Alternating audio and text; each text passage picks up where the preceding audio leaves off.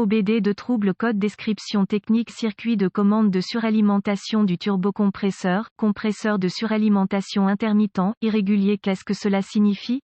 Ce code de diagnostic DTC est un code de groupe motopropulseur générique, ce qui signifie qu'il s'applique aux véhicules équipés d'OBD2 qui ont un compresseur ou un turbocompresseur Ford Powerstroke, Chevrolet GMC Duramax, Toyota, Dodge, Jeep, Chrysler, VW, etc. Bien que génériques, les étapes de réparation spécifiques peuvent varier selon la marque, le modèle. Les turbocompresseurs et les compresseurs sont des pompes à air qui forcent l'air dans le moteur pour augmenter la puissance. Les compresseurs sont entraînés hors du vilebrequin du moteur par une courroie, tandis que les turbocompresseurs sont entraînés par l'échappement du moteur. De nombreux véhicules modernes à turbocompresseur utilisent ce qu'on appelle un turbocompresseur à géométrie variable, VGT. Ce type de turbo a des aubes réglables situées autour de l'extérieur de la turbine qui peuvent être ouvertes et fermées pour varier la quantité de pression de suralimentation. Cela permet au turbo d'être contrôlé indépendamment du régime moteur. Généralement, les aubes sont ouvertes lorsque le moteur est sous faible charge et ouvertes lorsque la charge augmente. La position des aubes est contrôlée par le module de commande du groupe motopropulseur PCM, généralement à l'aide d'un solénoïde de commande électronique ou d'un moteur. La position de l'aube turbo est déterminée à l'aide d'un capteur de position dédié. Sur les véhicules qui utilisent un turbocompresseur ou un compresseur traditionnel à cylindrée fixe, le boost est contrôlé via une soupape de décharge ou une soupape de dérivation. Cette soupape s'ouvre pour relâcher la pression de suralimentation. Le PCM surveille ce système à l'aide d'un capteur de pression de suralimentation.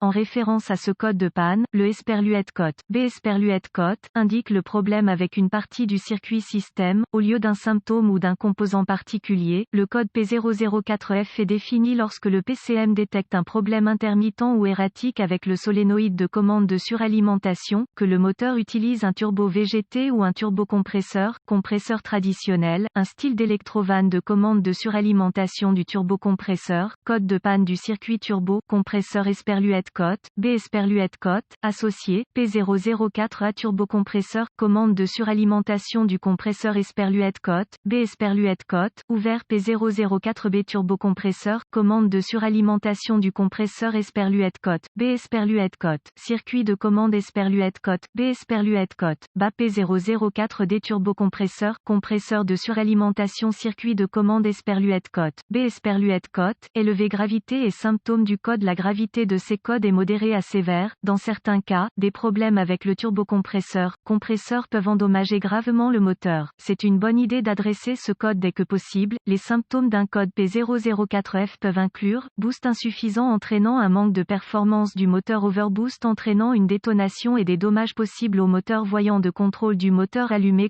Les causes potentielles de ce code à régler sont capteur de position de pression de suralimentation, turbocompresseur défectueux, turbocompresseur, superchargeur défectueux, solénoïde de commande défectueux, problème de câblage PCM défectueux, fuite de vide. Si la soupape est contrôlée par le vide, procédure de diagnostic et de réparation. Commencez par inspecter visuellement le turbo et le système de commande du turbo. Recherchez les connexions desserrées, le câblage endommagé, les fuites de vide, etc. Ensuite, vérifiez les bulletins de service technique TSB concernant le problème. Si rien n'est trouvé, vous devrez passer au diagnostic étape par étape du système. Ce qui suit est une procédure généralisée, car les tests pour ce code varient selon les véhicules. Pour tester avec précision le système, vous devez vous référer à l'organigramme de diagnostic du fabricant, vérifier le fonctionnement du système en commandant au solénoïde de commande de changer de position à l'aide d'un outil de balayage bidirectionnel, monter le RPMS du moteur à environ 1200 TR, min et basculer le solénoïde entre marche et arrêt. Ce faisant, le régime du moteur doit changer et le PID de position du capteur sur l'outil d'analyse doit également changer. Si les TR, min fluctuent mais que le PID de position, pression ne change pas, suspectez un problème avec le capteur ou son circuit. Si le RPMS ne change pas du tout, suspectez un problème avec le solénoïde de commande, le turbo, compresseur ou le câblage. Pour vérifier le circuit, testez la puissance et la masse au solénoïde.